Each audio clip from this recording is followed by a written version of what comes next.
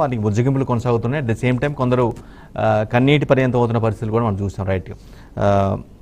ముందుగా బాలగురుస్వామి గారు, ఎన్నికలు సమీపిస్తున్నప్పుడు కూడా ఎక్కడైతే అసంతృప్తి వ్యక్తం అవుతుందో, బాగా టీడీపీ క్యాండిడేట్లు టికెట్ ఆశించి భంగపడ్డారో వారి కాకుండా వేరే వాళ్ళ వ్యక్తులకు ఇవ్వటం వల్ల చాలా అప్సెట్ అయిన పరిస్థితి కనిపిస్తూ ఉంది. మీరు ఎన్నికలు సమీపిస్తున్నప్పుడు కూడా ఇటువంటి ఇష్యూస్కి చెక్ పెట్టకపోతే కొంత ఖచ్చితంగా మీ కూటమిపై ప్రభావం పడే అవకాశం కనిపిస్తుంది. అవునా కాదా? ముందుగా బీఆర్కే యాజమాన్యానికి, బీఆర్కే వీక్షకులకి, అలాగే మీకు ప్యానల్లో ఉన్న పెద్దలందరికీ ముందుగా నమస్కారాలు తెలియజేస్తున్నాను. అయితే మీరు చెప్పినట్లు అసంతృప్తులు అనేవి ఖచ్చితంగా ఉన్నాయి. ఎందుకంటే ఈ 5 సంవత్సరాల నుంచి తెలుగుదేశం పార్టీని అంటిపెట్టుకొని తెలుగుదేశం పార్టీ కోసమే శ్రమించి పనిచేశారు కాబట్టి ఖచ్చితంగా అసంతృప్తి అనేది టికెట్ రానప్పుడు 100% ఉంటది. అయితే వాళ్ళకి ఎవరికైతే టికెట్లు రాలేదో, టికెట్లు రాని వారికి ఖచ్చితంగా చంద్రబాబు నాయుడు గారు కూర్చోబెట్టి మాట్లాడి 100% అయితే న్యాయం చేస్తారు. వాళ్ళకి ఏదో కమిట్మెంట్ ఇచ్చి ఇన్ని రోజులు పార్టీ కోసం, కేడర్ కోసం, కార్యకర్తల కోసం శ్రమించి పనిచేశారు కాబట్టి వాళ్ళకి న్యాయం అనేది ఖచ్చితంగా జరుగుతుంది. దాంట్లో అయితే ఎటువంటి ఆలోచన కూడా లేదు.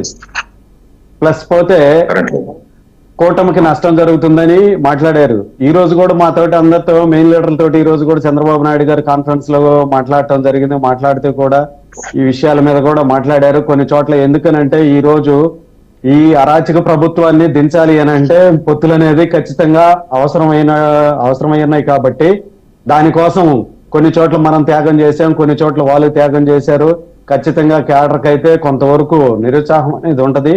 కానీ వాళ్ళందరికీ న్యాయం చేస్తామని చెప్పి బాబు గారు కూడా మాట్లాడటం జరిగింది. వాళ్ళందరికైతే 100% న్యాయం జరుగుతుంది. అయితే వైసీపీ కన్నా కూడా మాకు ఎక్కువ ఉందని చెప్పి మీరు మాట్లాడారు. ఎందుకంటే తెలుగుదేశం పార్టీ ఖచ్చితంగా అధికారంలోకి రాబోతుంది. తెలుగుదేశం పార్టీ ఖచ్చితంగా అధికారంలోకి వస్తుంది. గెలిచే సమయంలో మాకు సీటు రాలేదు అని చెప్పి వాళ్ళకి 100% బాధ అయితే ఉంది. వాళ్ళందరినీ ఓదార్చి వాళ్ళకి న్యాయం చేస్తారు. వాళ్ళకి ఎందుకనంటే గెలిచే పరిస్థితులు లేవు కాబట్టి ఎంతమందిని మార్చినా కూడా వాళ్ళు కూడా దాదాపు 58 మందిని షఫ్లింగ్ చేశారు. కొంతమందికి టికెట్లు ఇవ్వలేదు. కొంతమంది ఎమ్మెల్యేలుగా ముందు టికెట్లు అనౌన్స్ చేశారు, సమన్వయకర్తలుగా, మళ్ళా ఎంపీలుగా వేశారు. ఎంపీలుగా వేసిన వాళ్ళని ఎమ్మెల్యేలుగా వేశారు. వాళ్ళు ఇప్పుడున్న సిచ్యువేషన్ లో ప్రజెంట్ మనం తప్పించుకుంటే అధికార పార్టీల కంటే కూడా ఎక్కువగా మీ దగ్గరే లేకపోతే మాకు వ్యతిరేకత అనేది కొంత టికెట్ రానప్పుడు కొంత ఉండి అదైతే వాస్తవం. ఖచ్చితంగా వీటన్నిటిని సర్దుబాటు చేసుకొని ఎలక్షన్ కల్లా ఒక 2-3 రోజులు వీటన్నిటిని సర్దుబాటు చేసుకొని ఎలక్షన్ టైంకి మేము బ్రహ్మాండంగా జనాల్లోకి వెళ్ళిపోయి పనిచేయి మా కూటమిని గెలిపించుకొని తీరుతాం. కానీ ఇక్కడ సమస్య అంతా ఎక్కడ వస్తుందంటే బాలగురుస్వామి గారు, కష్టపడ్డ వ్యక్తులు కాకుండా వేరే వ్యక్తులకు ఇవ్వటం, ఎవరో నాన్ లోకల్కి ఇవ్వటం అనేది ప్రధానంగా ఎవరైతే టికెట్ ఆశించి భంగపడ్డ వ్యక్తులు ఎవరైతే ఉన్నారో వారు ఆరోపించడం జరుగుతుంది. మెయిన్ ప్రధాన ఇష్యూ మొత్తం కూడా అక్కడే వస్తుంది. అవును, మీరు చెప్పింది కరెక్టే. అయితే పొత్తుల్లో భాగంగా పొత్తు ధర్మాన్ని మనం పాటించాలి కాబట్టి వాళ్ళు గెలుపు గుర్రాలు ఎవరైతే ఉన్నారో వాళ్ళకి సంబంధించిన వ్యక్తుల్ని వాళ్ళు కంటెస్ట్ చేయించుకుంటున్నారు. దానికి మనం ఏం మాట్లాడాల్సిన అవసరం కూడా లేదు. ఖచ్చితంగా ఎందుకనంటే 175 సీట్ల 2019లో పోటీ చేస్తున్నాం కాబట్టి ఈసారి 100% మనమే పోటీ చేయబోతున్నాం అని చెప్పి ఆలోచనలో అందరు క్యాడర్కి సమాయత్తం చేసుకుంటూ పని చేసుకుంటూ గెలుపు కోసం అహర్నిశలు శ్రమించి కృషి చేసి పనిచేశారు కాబట్టి ఖచ్చితంగా వాళ్ళకి ఆ బాధ అనేది ఉంటది. నాన్ లోకలనే కాదు లోకల్ వ్యక్తికైనా సరే మనకు రావాల్సిన టికెట్ పక్కవారికి పోయిందంటే ఆ బాధ అనేది ఎవరికైనా ఉంటది. అది లేదు, బాధ లేదని చెప్పడం అయితే కరెక్ట్ కాదు, అది అబద్ధం.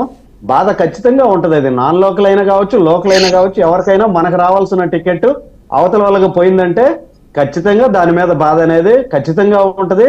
వాళ్ళకైతే బాబు గారు 100% న్యాయం చేస్తారు. రైట్. నాగరాజ్ గారు, మీ పార్టీలో భారీ ఎత్తున సీట్ల చేంజ్ జరిగింది. అయినప్పటికి కూడా ఈ స్థాయిలో అసమ్మతి కానీ ఈ స్థాయిలో అసంతృప్తులు అయితే రాలేదు. ఈ పరిణామాలు కొంచెం మీకు మీ పార్టీకి కొంచెం ఫేవర్ చేసేలాగా ఉన్నాయి. నాగరాజ్ గారు. సార్ నమస్తే సార్. ఇప్పుడు మా సీఎం గారు చాలా ముందే అంటే దాదాపు 3 నెలల క్రితమే ఫైనల్ చేసేసారు ఎవరెవరు ఉన్నారు, ఎవరెవరు ఎలక్షన్ లో కంటెస్ట్ చేస్తా ఉన్నారని చెప్పేసి. ఇంకొకటి, జగన్మోహన్ రెడ్డి గారిని నమ్ముకొని వైఎస్ఆర్ కాంగ్రెస్ పార్టీని ఎవరైతే నమ్ముకొని ఉన్నారో వాళ్ళకందరికీ కూడా ఒక స్థానంలో వాళ్ళకి అవకాశం లేకపోతే ఇంకొక చోట వాళ్ళని షఫ్లింగ్ చేశారు. అప్పుడు తెలుగుదేశం నాయకులు విమర్శించినారు, ట్రాన్స్ఫర్ చేస్తా ఉన్నారు, ఇదేం గవర్నమెంట్ ఉద్యోగాలు అని చెప్పేసి. కానీ చంద్రబాబు నాయుడు గారు ఏం చేసినారు, అపోజిషన్ లో ఉన్నారు, ఆయనకి ఎవరు కూడా సపోర్ట్ చేసే పరిస్థితిలో లేదు. ఇప్పుడు మనము సీట్లు కనుక ప్రకటించినామంటే వాళ్ళ కొడుకు చేస్తా ఉండే యాత్రలు కానీ, లేకపోతే చంద్రబాబు నాయుడు గారు చేస్తా ఉండే యాత్రలు కానీ జన సమీకరణ చేసే ఎవరు ఉండరని చెప్పి అందరినీ లాస్ట్ మూమెంట్ వరకు వాడుకున్నారు. ఇప్పుడు ఉండిలో 60 ఎమ్మెల్యే మంత్రి తీసుకోండి, ఆయన 4.5 సంవత్సరము, ఈ 5 సంవత్సరాలు అపోజిషన్ లో పార్టీని నడిపించుకుంటూ వచ్చినాడు, పార్టీ యాక్టివిటీస్ అంతా చేసుకుంటూ వచ్చినాడు. ఇప్పుడు అలా పెట్టడంలో ఆయన సీట్ త్యాగం చేయాలంటున్నారు. ఎవరి కోసం త్యాగం చేయాలా? ఎప్పుడు కూడా తెలుగుదేశం పార్టీకి ఇంత కూడా సహాయం చేయకుండా, ఇంత కూడా ప్రజాక్షేత్రంలో లేని ఒక ఢిల్లీలో కూర్చొని ఎప్పుడు కూడా మీడియా మేనేజ్మెంట్ తో మాట్లాడేవాడికి ఆయన ఒక వర్కర్, స్టాంచ్ వర్కర్, ఆయన పనిచేసే ఆయనలో త్యాగం చేయమంటాను. ఎందుకు? వీళ్ళు సెల్ఫ్ ఇంట్రెస్ట్ కి. ఈ రోజు పొత్తు ధర్మము మాట్లాడుతా ఉన్నారు. పొత్తు ధర్మము సామాన్యమైన కార్యకర్తలకి లేదా, పెద్ద నాయకులకి లేదా? ఇప్పుడు చంద్రబాబు నాయుడు గారు చేస్తా ఉన్నారు. పొత్తు ధర్మంలో వాళ్ళ కొడుకు లోకేష్ ఇంకొకరికి ఇష్టం వచ్చింది కదా సార్. లేకపోతే ఈ రోజు జనసేనలో పవన్ కళ్యాణ్ గారు కంటెస్ట్ చేస్తా ఉన్నారు. నెంబర్ 2 లో ఉండే మన తెలంగాణ సీట్ తీసుకున్న మనోహర్ గారు చేస్తా ఉన్నారు. పోందిన మహేష్ బ్యాక్వర్డ్ కాబట్టి ఆయన త్యాగం చేయాలి. ఎందుకు సార్ ఈ మనోహర్ త్యాగం చేసినచ్చు కదా సార్? అట్లా వీళ్ళంతా ఏం చేశారు, పార్టీని అంట పెట్టుకుని పార్టీకి ఎవరు అయితే పని చేశారో వాళ్ళంతా పని వసూలు చేసేసారు. ఇప్పుడు 3 కూటమి వచ్చినారు. ఎందుకు వచ్చినారు?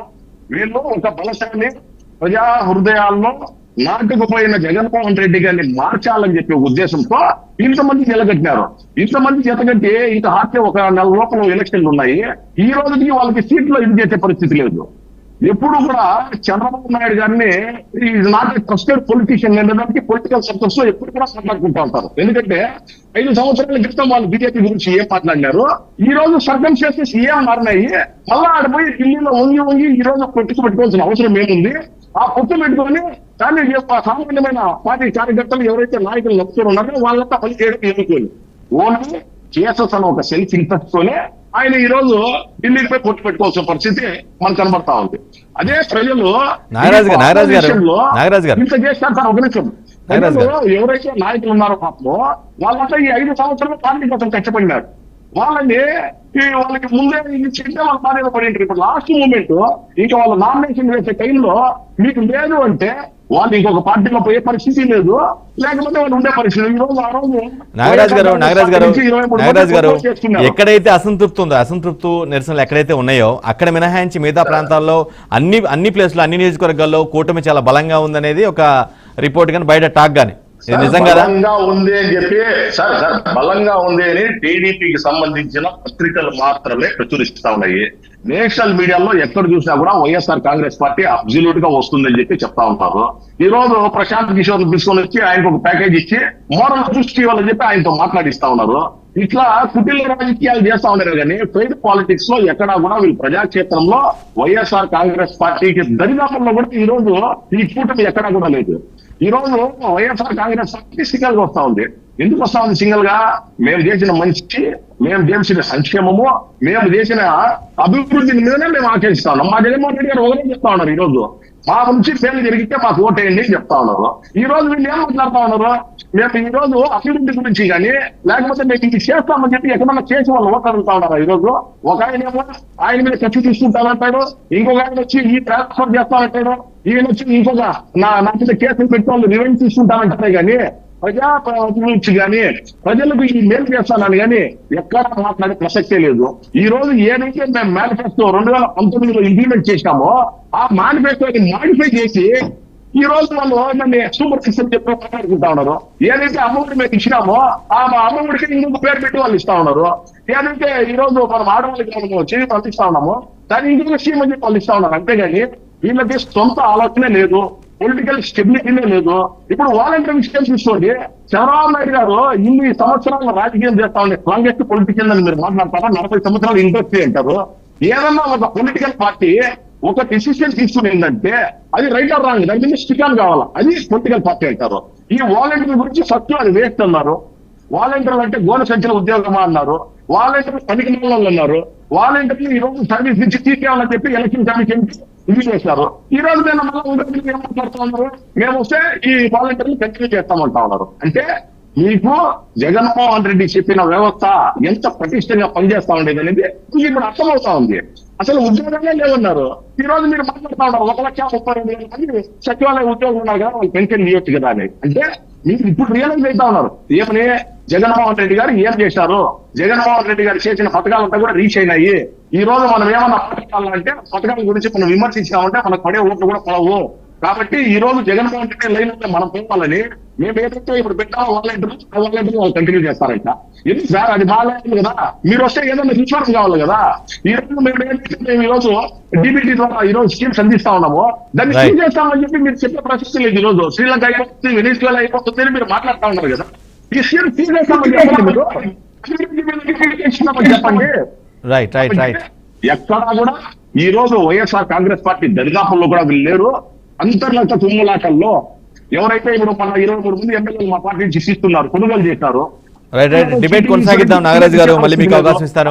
అసంతృప్తిగా వాళ్ళు ఇద్దరు నిలబడతా ఉన్నారు.